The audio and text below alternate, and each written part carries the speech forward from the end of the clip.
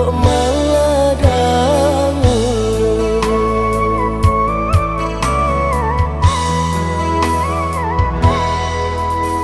Samalam denai mimpi basuh ayah jangan deh darang kak bana nak pulang kampung.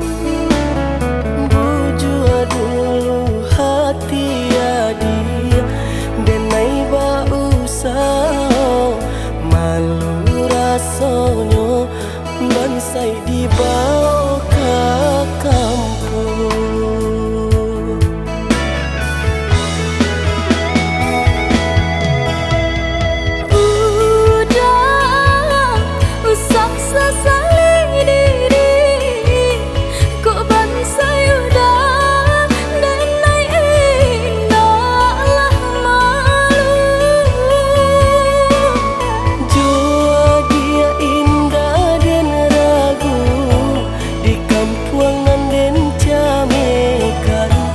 Bansai di badan jadi gunjangan.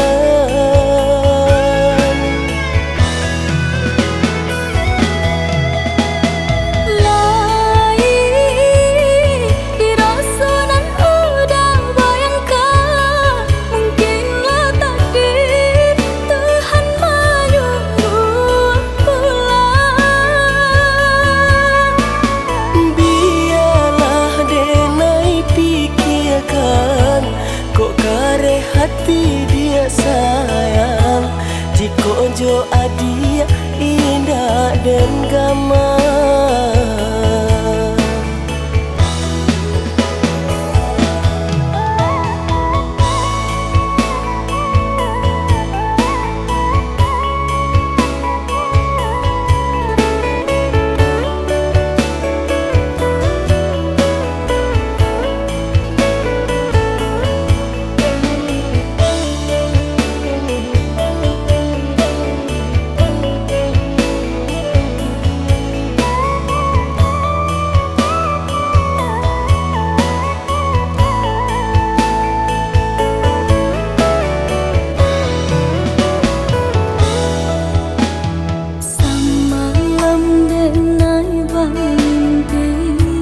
Basuh ayah jangan deh darang kak bana nak pulang kampung.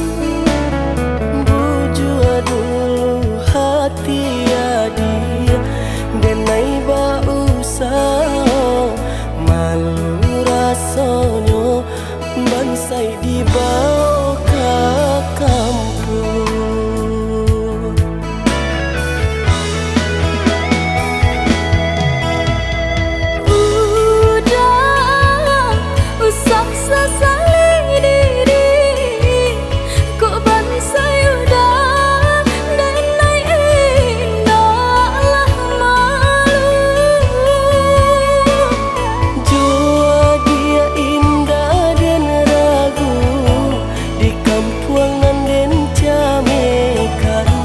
Bansai di badan jadi